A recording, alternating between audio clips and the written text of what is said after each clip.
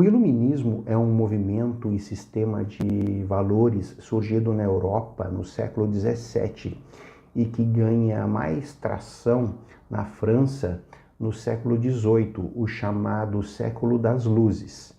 O iluminismo está na base de grandes transformações políticas, econômicas e sociais posteriores, e a partir dele houve mudanças nas noções de democracia, igualdade e liberdade. O iluminismo nasce como crítica principalmente ao período medieval europeu, ou a chamada Idade das Trevas.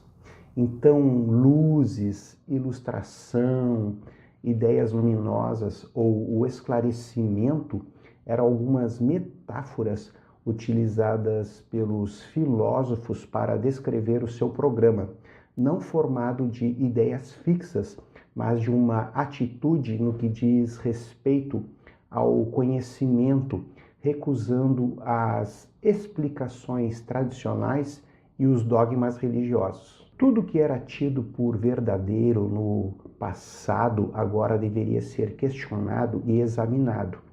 Os resultados dessa investigação precisavam ter uma explicação racional.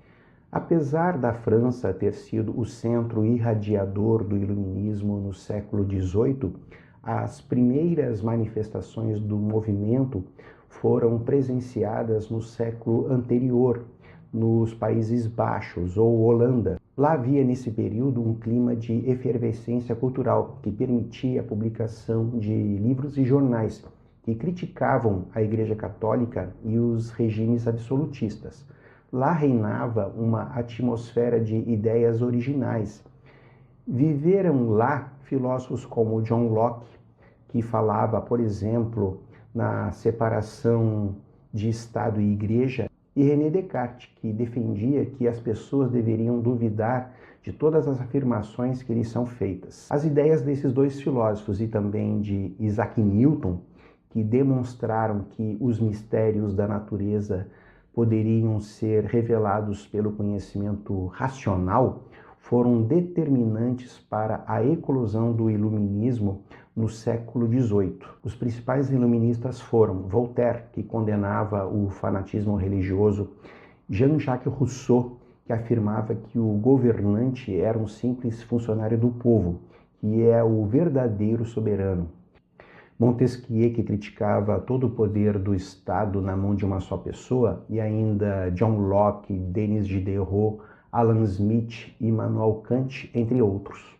Não houve uma unidade de pensamento entre esses pensadores e houve até mesmo divergências. Por esse motivo, muitos pensadores dizem que o iluminismo não pode ser chamado de uma doutrina. O maior fenômeno editorial do iluminismo foi a Enciclopédia, uma obra monumental de 28 volumes publicada entre 1751 e 1772.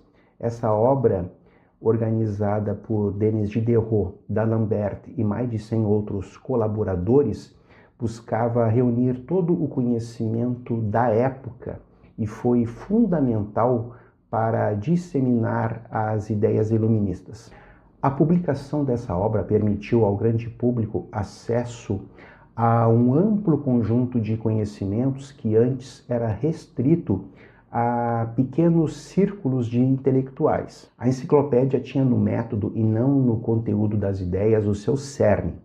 O conhecimento parte dos fenômenos, que são os dados para as leis. Seria as nossas sensações que devemos todas as nossas ideias. Esse princípio passou a ser adotado em outras áreas do conhecimento, como, por exemplo, pela física, filosofia, arte, economia, teologia e política. Essa atitude representou não uma verdade universal, o que seria contrário à atmosfera intelectual do iluminismo, mas uma constatação da impossibilidade de conhecer o mundo sem experimentá-lo. Sem renunciar ao poder absoluto, alguns monarcas europeus tentaram pôr em prática certas ideias iluministas. Eles eram chamados de déspotas esclarecidos. Eles procuraram governar incorporando ideias iluministas para modernizar seus estados. Eles mantinham o poder absoluto, mas adotavam reformas em áreas como administração, economia e educação para fortalecer o Estado, aumentar o prestígio e evitar revoltas populares. Alguns déspotas esclarecidos conhecidos foram, por exemplo, Frederico II da Prússia, Catarina II da Rússia e o Marquês de Pombal em Portugal. Na economia, os iluministas, ao contrário dos mercantilistas, tinham como premissa a completa liberdade de mercado, sem regulamentação do Estado. O mais conhecido deles foi o economista britânico Adam Smith. No seu livro A Riqueza das Nações, ele defende o liberalismo econômico, o trabalho livre, sem a intervenção do Estado e regulação natural por meio da oferta e procura. Feitas essas colocações, vale dizer que muitos iluministas defendiam a ideia que a propagação do iluminismo livraria o futuro da ignorância e da barbárie. Bom, se aquele futuro pensado pelos iluministas somos nós, será que estamos em uma posição melhor do que a deles lá no século XVIII? Quem faz essa pergunta é o professor Vinícius Figueiredo, professor da Universidade Federal do Paraná. E ele fala que mesmo que respondamos que não, nós não estamos por isso sendo indiferentes ao iluminismo. O simples fato de termos dado uma resposta a essa questão nos une aos iluministas. Muito mais do que uma propagação de conhecimentos que poderia contribuir para o progresso humano, o iluminismo foi uma reflexão filosófica sobre nossa inscrição na história.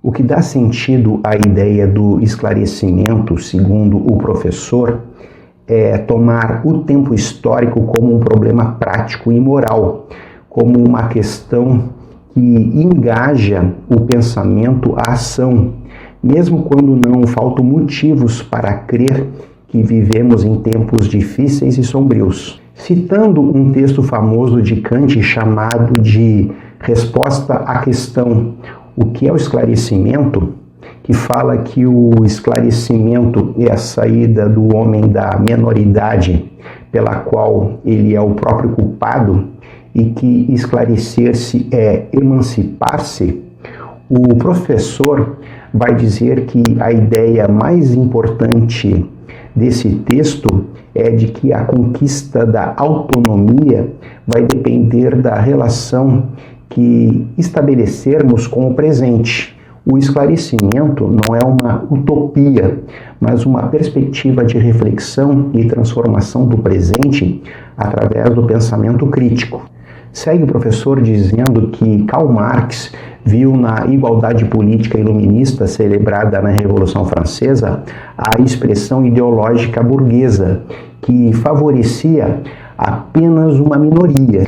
Mais tarde, a literatura feminista denunciou que os textos iluministas deixaram as mulheres de fora de sua defesa da emancipação, assim como os negros e os árabes. Mas assim que houve crítica a essas exclusões, buscou-se corrigir essas falhas. Apontar através da crítica que os ideais iluministas não foram verdadeiramente realizados pode ser a razão para reinterpretar o esclarecimento à luz dos desafios contemporâneos, de modo a torná-lo abrangente e efetivo, conclui o professor. Sempre há algo a ser conquistado. O presente é sempre o momento de procurarmos fazer correções e de lutarmos pelo fortalecimento das liberdades.